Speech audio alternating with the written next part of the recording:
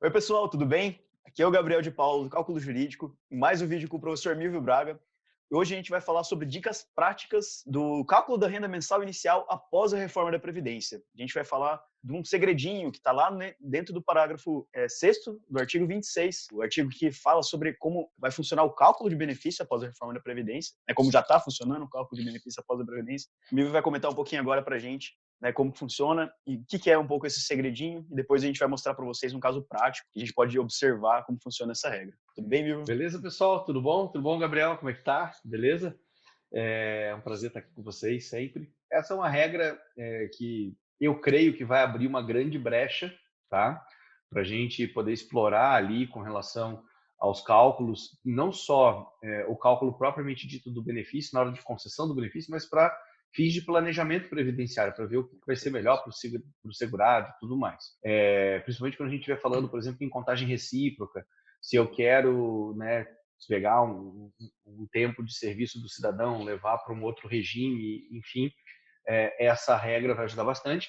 Então, acho importante a gente começar falando de que regra é essa, né? Como você bem colocou, artigo 26 lá da Emenda Constitucional 103, que é o artigo que traz o novo cálculo do salário de benefício. Isso é um consenso, todo mundo está compreendendo dessa forma, embora a Emenda Constitucional não revogue objetivamente o texto do artigo 29, quando ela determina que os benefícios tanto do regime geral quanto do regime próprio, né, da União, vão ser calculados desta forma, ela dá a diretriz, ela dá a regra sobre o cálculo do salário de benefício. Então, a gente entende que é uma questão de uma revogação tácita, né, do artigo 29 da Lei 8213. Né? E aí a gente passa a obedecer o artigo 26 da Emenda Constitucional.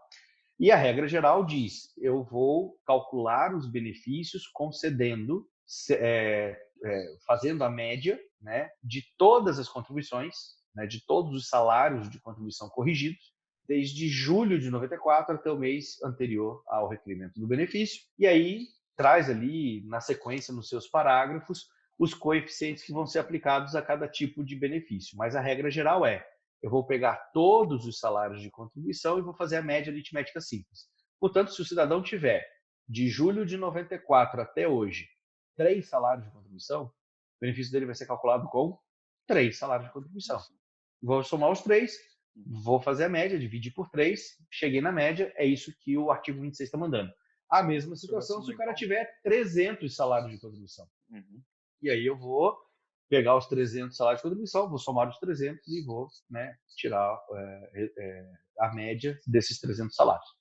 Essa é uma observação Então, legal, que a gente já trabalhou aqui, né, em outros vídeos falando sobre sim, o divisor mínimo caiu, não se aplica mais. Né, se tiver exatamente, curiosidade, pode procurar aqui no canal, né, os outros vídeos que a gente comenta, exato. explica um pouco mais sobre essa situação, e também com exemplos práticos para a gente poder visualizar isso aí. Então, efetivamente, agora, para calcular o benefício, eu uso todo o histórico contributivo do segurado. Como a gente sabe, antes da emenda constitucional, né, da reforma, a Lei 8213, lá no artigo 29, determinava que eu fazia também média aritmética simples, mas não de todos os salários de contribuição, apenas dos 80% maiores. Com isso, eu tinha a permissão legal de jogar fora do cálculo da média as 20% menores contribuições corrigidas. Aqui, eu tenho uma condição diferenciada no parágrafo 6º do artigo 29. É uma regra parecida, que vai me permitir, na hora de fazer o cálculo, excluir as menores contribuições. Contudo, ele faz um link entre o salário de contribuição corrigido que eu quero excluir e o tempo de contribuição referente a esse salário, ou seja, aquele mês de contribuição. Então, se eu tiro esse salário de contribuição fora, eu também tiro o tempo de contribuição fora. E aí o primeiro ponto que a regra traz ali, que é importante a gente observar é: vou poder excluir? Vou poder excluir. Ciente de que a exclusão desse salário de contribuição vai mandar embora o tempo de contribuição correspondente. E que o resultado final da minha somatória de tempo de contribuição tem que obedecer, no mínimo, os requisitos mínimos legais para a concessão do benefício que eu estou, né, pleiteando. Resumindo, se eu estiver pedindo uma aposentadoria pela regra de transição dos pontos, que exige que o segurado homem tenha pelo menos 35 anos de contribuição, eu vou poder jogar fora os meses de contribuição inferiores, desde que eu não reduza o tempo de contribuição dele a menos de 35 anos. Exemplo, ele tem 36 anos e 2 meses. Qual que é a minha margem de trabalho? 1 ano e 2 meses. Eu vou jogar fora e eu vou ficar nos 35. Ah, não, mas ele teria aqui, se ele jogasse fora 2 anos, o salário dele ia ficar maravilhoso. Sim, mas se ele jogar 2 anos fora, ele vai para 34 e 2 meses e não vai preencher tchau. o requisito. Não vai preencher o requisito, não vai ter direito ao benefício. Então tem que ter isso em mente. Outro ponto importante na questão do planejamento previdenciário, daí já dando um salto, né, um pouco além, Sim. não é só uma questão de revisão, mas é uma questão de planejamento de prevenção. Se eu jogar esse tempo fora, eu não vou poder usar ele para nada, nem para contagem recíproca. Contudo, a regra não é vice-versa. Então, eu posso antecipadamente, planejando, saber quais vão ser o tempo que eu vou excluir, né, tirar do regime geral e levar para o regime próprio e vice-versa, porque a regra é a mesma para os dois. E sabendo, ciente de quanto é esse tempo, eu vou simular o cálculo para saber quem são as contribuições. Porque eu posso, né, fracionar a minha CTC, a minha certidão de tempo de contribuição, para competências exclusivas, para períodos específicos. Né? Então, eu vou fracionar a minha CTC exatamente nessas competências mensais que eu vou descartar. Emite a CTC, faço a averbação do tempo no outro regime. Averbado, esse tempo vai ser automaticamente excluído do regime original. E aí, ok, eu vou poder fazer a concessão do novo benefício já sossegado, porque as contribuições já foram embora, eu nem precisei pedir a exclusão pura e simples. Você já vai com tempo mínimo, né? Exatamente, mas é um cuidado que eu tenho que tomar antes, porque se eu peço a concessão do benefício no regime antes de pedir a emissão da CTC e digo, eu quero jogar esse tempo fora para ficar com uma renda maior, não vou mais poder aproveitar esse tempo e aí eu não vou poder pedir a emissão da CTC. Então tem que ter esse planejamento, tem que ter essa prevenção. Eu tenho que pensar nessa estratégia antes de fazer né, a ação ali de concessão do benefício. Então, esse é mais um aspecto né, que eu tenho que tomar cuidado no planejamento previdenciário. Não posso sair excluindo diretamente. E aí a gente vai ter aquelas situações que automaticamente vão ser muito fáceis da gente identificar. Por exemplo, o cidadão chega a 35 anos e 6 meses. Esses 6 meses não vão estar dando vantagem nenhuma para ele. Ele não tem outro regime de previdência ao qual ele quer levar. Beleza, eu vou lá, procuro 6 contribuições menores que ele tiver, jogo fora essas 6 contribuições menores, automaticamente o cálculo dele vai ficar melhor. Ah, mas ele vai estar abrindo mão jogando fora 6 meses. O que a gente faz com 6 meses?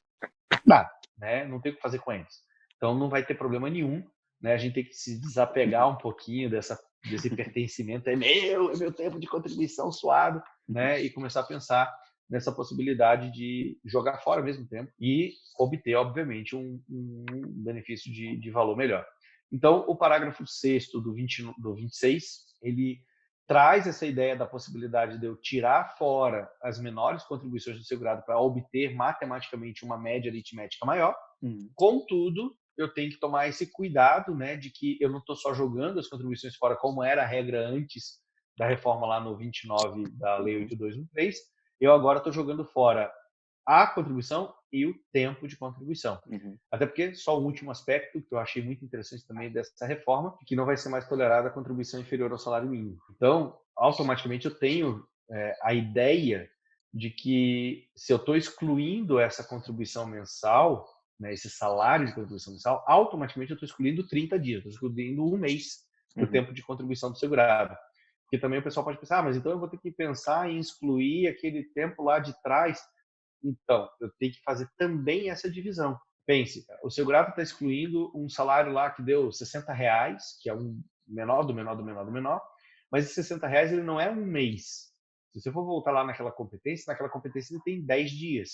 Então, ele não está jogando um mês fora, ele está jogando só 10 dias fora. Então, a gente vai ter que ter esse equilíbrio. A certeza é, pós-emenda, todas as contribuições de novembro de 2019 para frente vai ser de um mês.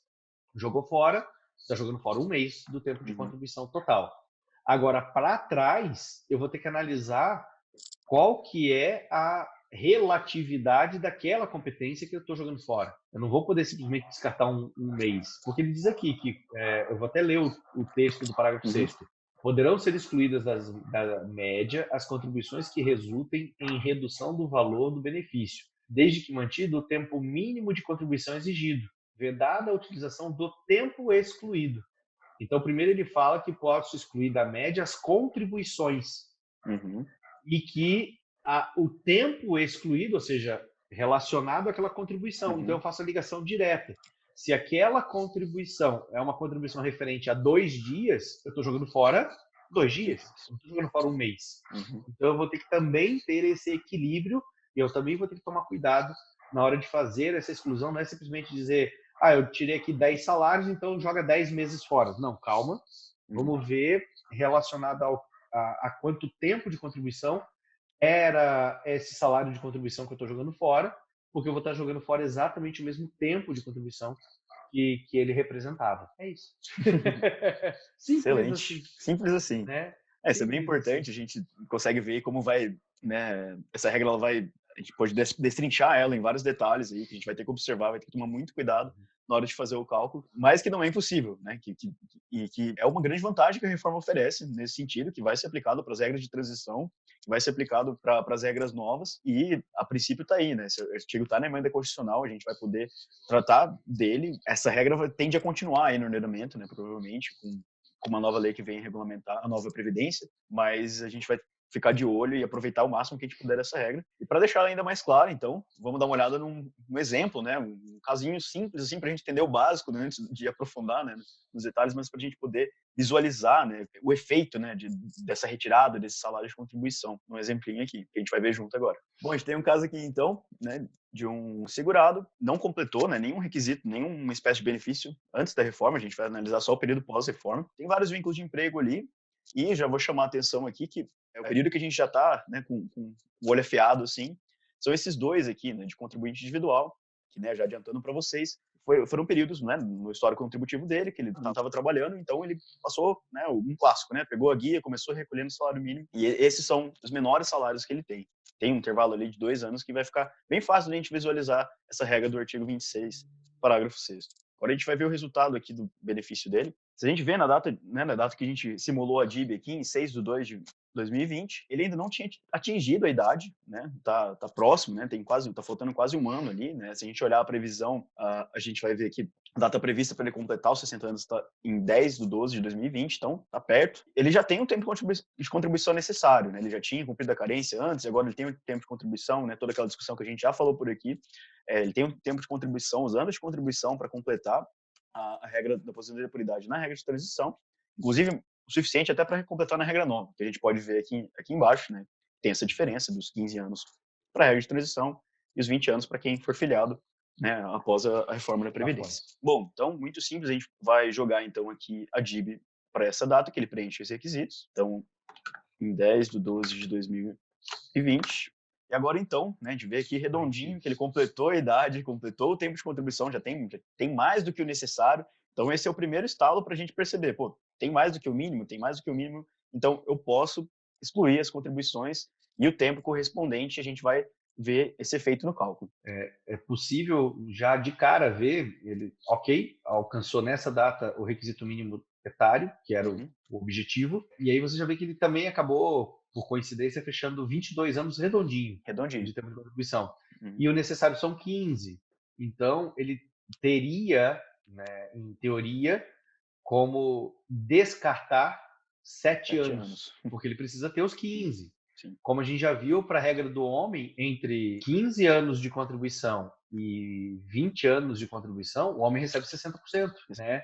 Então, ali, manter dos 15 até os 20, em coeficiente não vai mudar nada. Na verdade, o que vai mudar para ele é ter salários melhores, né? Que vão melhorar a média dele. Então, a gente teria ali, em teoria, 7 anos, 7 anos para brincar.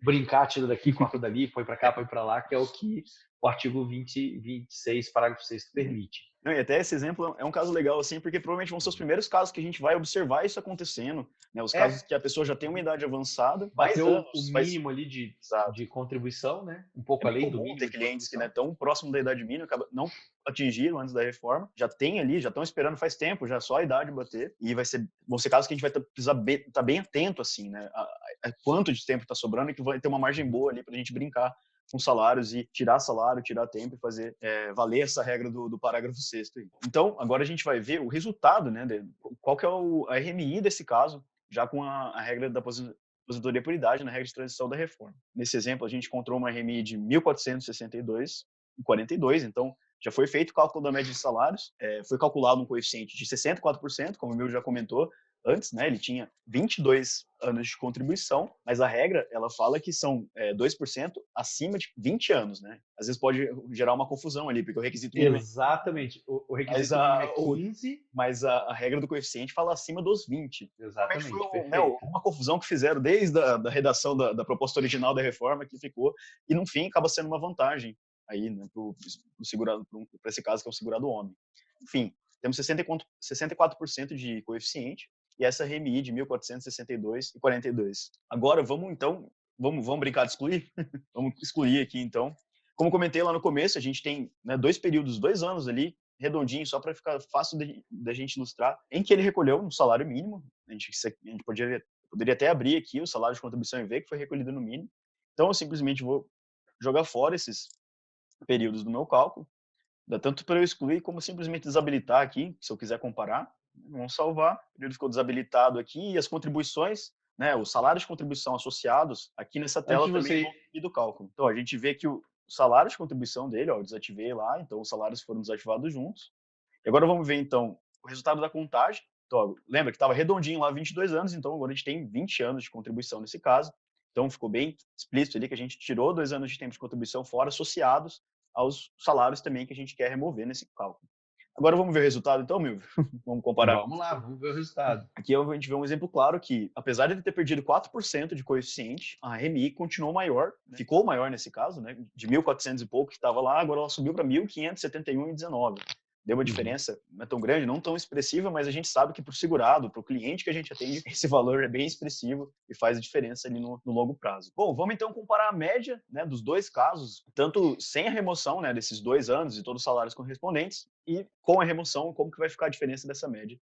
E mais alguns detalhes que a gente vai poder ver aqui. Bom, no primeiro caso, então, né, com coeficiente de 64%, né, com todo o tempo de contribuição que ele tem direito, com tudo que ele acumulou, a média ficou de R$ 2.285,03. Aplicando, então, o coeficiente, a renda mensal inicial caiu para 1.462. Depois que a gente retirou, a gente pode ver agora que a média de salário subiu, né? Subiu um pouquinho ali para 2.618,64. Como a gente estava explicando, apesar do coeficiente ele ser menor de 60%, ele jogou a renda mensal inicial para 1.571,19. Então, a gente vê na prática ali essa diferença.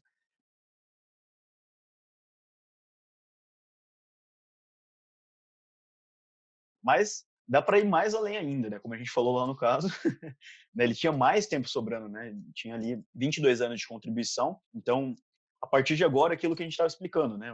Aqui, nesse exemplo, ele está com 20 anos, né? Então, ele tem mais... O requisito mínimo são 15 anos para essa espécie de benefício. Ele tem 5 anos de folga ali para mexer, sem mexer no coeficiente, porque o coeficiente mínimo também é 60%. O que a gente pode fazer a partir de agora, Vivo? Conta para a gente aí uma sua dica para a gente encontrar. A primeira dica é questão de avaliação matemática.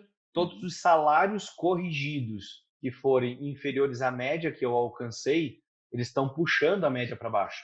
Então, a nossa média ali era 2.618. O que eu tiver de salário de contribuição abaixo de 2.618, salário já corrigido, que é o que vai para a conta. Tudo que eu tiver de 2.618, abaixo de 2.618, eu posso reduzir, eu posso tirar. E aí eu não preciso me preocupar de ir lá tirar o tempo, porque agora, com mais ou menos tempo, como a gente falou, ele tem 5 anos ali que vai manter os 60% e vai estar dentro do requisito mínimo. Então, eu posso ir diretamente na competência mensal, né, que me interessa, excluir o salário de contribuição daquela competência inferior e aí ver o resultado final calculado com a renda sobrando um pouco mais. Então, pode voltar lá na tela. A gente vai encontrar alguns salários abaixo do 2.618. Pode descer um pouquinho desses primeiros mais antigos, eles são mais altos, normal, por conta da correção monetária, né, do índice de correção. Tem alguns de R$ 3.000. Então, esses são bons, esses deixa eles aí, Deixa não lá, vamos deixa mexer com eles, quietinho. não. E já chegamos numa primeira Chegamos aqui. sequência ali, ó, de 2.300. Mas eu acho que a gente pode ir mais além para frente, porque a tendência é de que, lógico, levando em consideração o histórico de salário de contribuição, como desse segurado, que ele Desse caso vai específico. gradativamente aumentando. Provavelmente é uma pessoa que está muito tempo na mesma empresa, mantendo o mesmo tipo O de último trabalho, vínculo enfim. dele ali é um vínculo único, assim, então, né, Único, teve uma progressão de salários. Exato, tem uma progressão de salários natural.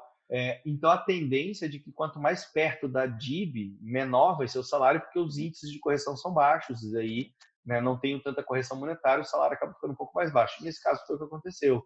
Se a gente chegar ali perto de 2019, né, 2020, a gente vai ver salários ali de R$ 2.100. Ó, Que a gente está simulando no futuro, né? Não tem a correção, né? Só para não tem claro, correção, né? Porque a gente perfeito. não pode inventar um índice, né? Mas a gente pode pegar ali, ó, dezembro de 2019, que já tem o índice, é R$ 2.200 de valor de corrigido de salário. Então, vamos mostrar para eles como essa teoria funciona. A gente pode brincar ali de tirar o ano de 2019, né? Então, vamos tirar lá o ano de 2019. Então, vamos editar aqui os salários. Exato.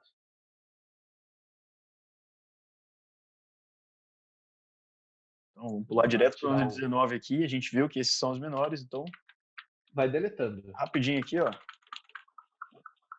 Vamos ver o resultado na média. Então, excluídos os salários de 2019, agora a gente vai poder ver que a RMI aumentou. A média aumentou. A gente pode visualizar aqui agora. Saiu de 2.618 para 2.657. E esse cidadão ele ainda continuou com mais 4 anos para queimar de gordura, né, até a gente chegar ali no que seria o ideal, ou o máximo que ele poderia tirar, né, sempre levando em consideração que a cada exclusão que você faz, a tua média sobe, então o teu sarrafo está subindo, né? Agora a gente não poderia excluir salários de 2.618 era antes, agora já passou para 2.657. Então a gente vai subindo a média, a gente vai podendo pegar outros salários que antes a gente, né, não arriscaria. Lembrando que a gente vai ter que respeitar lá o mínimo dos 15 anos de contribuição, que é, nesse caso, né, para esse cidadão aqui, o nosso limite mínimo ali de exclusões. Sempre bom lembrar também que, nesse caso, né, a gente viu aí que é um segurado que está com bastante tempo sobrando, né, porque ele já tinha idade avançada, então ele atingiu, né, uma regra de aposentadoria por idade, tinha bastante tempo sobrando, mas é sempre bom ficar de olho, né, para também não jogar, sempre lembrar disso, né, não jogar tempo demais fora e acabar fazendo o cálculo errado, porque você esqueceu do tempo mínimo de contribuição, né, daquela espécie específica. E outro ponto que eu estava lembrando também é que, nesse caso específico, ele teve essa margem de 5 anos, né, para brincar ali, para excluir, sem nenhuma alteração no coeficiente, que a gente acabou não tinha como comparar ali, porque a gente já estava na margem mínima do coeficiente. Então é bom, né, exatamente, para não achar que vai mexer sempre. Nossa, aí, vamos cortando. Não. Só para deixar isso claro, nesse caso específico, mas algo que pode acontecer com certa frequência, né, se a gente olhar em casos de aposentadoria por idade, que realmente a pessoa está ali já com tempo sobrando e, de novo, o que o meu falou lá no começo, talvez um planejamento ali ajude, né, você aproveitar melhor essa regra, sabendo ali que, por exemplo, nesse caso a gente tinha 1 ano ali para completar a idade, então, né, é uma margem razoável ali para a gente, que daria para pensar e planejar um pouco melhor a aposentadoria desse cliente. E como você bem colocou lá no começo do vídeo, a gente tem que cuidar, né, de buscar todos os componentes do cálculo. Então, é coeficiente que eu tenho que levar em consideração, é o tempo de contribuição que eu estou excluindo, eu não posso simplesmente pegar qualquer salário de contribuição e jogar fora, eu tenho que olhar lá, né, bem bonitinho, cada um deles, qual que eu vou escolher, né, como você bem colocou. Esse cliente aí era fácil, tinha um período ali de 2 anos, salário mínimo, bem tranquilo, olhei toda a média dele ali, como a gente conseguiu acompanhar pelo histórico, era acima de R$ 2.000, beleza, peguei essa galera de salário mínimo, tchau para vocês, né, agora, né, deu um resultado. Mas ele ainda tinha, né, um pouco mais de tempo, e é uma característica deste caso, né? Eu não posso, por exemplo, pegar um cidadão que tem lá 35 anos de contribuição e vou reduzir até os 15, vou jogar 20 anos fora. Não, peraí. Com 35 anos de contribuição, se for uma mulher, por exemplo, é 100%. Cada ano que você está jogando fora, você está jogando fora 2%. Então, eu tenho que achar um ponto de equilíbrio, né, nisso daí. E é esse o novo trabalho que o advogado previdencialista vai ter, e a melhor forma de buscar. E uma coisa que eu acho que a gente já falou em outro vídeo, mas que, né, fica a Vale dica aqui, lembrar. a gente falou aqui de planejamento. Planejamento é prévio. Ou, né, como você também colocou no começo do vídeo, esse aqui é um caso de concessão, né? A gente está analisando e tal, tá vendo? Vai ser lá em dezembro, a hora que for lá em dezembro, a gente vai poder excluir, vai poder pedir a exclusão desses tempos, ele vai conseguir um benefício melhor. Legal. E o benefício que já foi concedido, o que eu faço? Podemos revisar? Simples. Revisão. Revisão. Revisão. Então, mesmo naqueles casos que o benefício já tenha sido concedido, não adianta chorar sobre o leite derramado, nesse caso dá. Nesse caso dá. Pode revisar. Né, é uma norma, né, que está aí, está em vigência, e que entraria na obrigação do INSS de conceder o melhor benefício e também analisar esse cenário. Então, revisão na certa.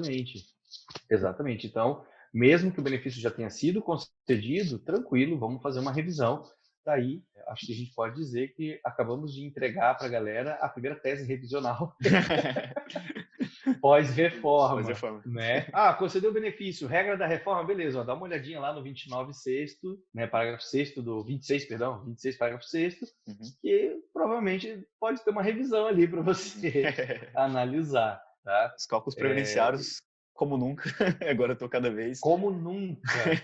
Eu costumo brincar nas minhas aulas e dizer assim, nunca antes na história desse país o cálculo previdenciário vai ser tão essencial, né? Não só para a questão de concessão, não só para a questão de planejamento, mas principalmente para essas possibilidades de revisão que vão passar a ser enxergadas aí, né? Com um pouco mais de possibilidades, né? Então, sim, vamos ter que olhar com carinho cada um dos benefícios concedidos com DIB posterior a 13/11 de 2019. Isso sem contar outras teses, outras teorias aí.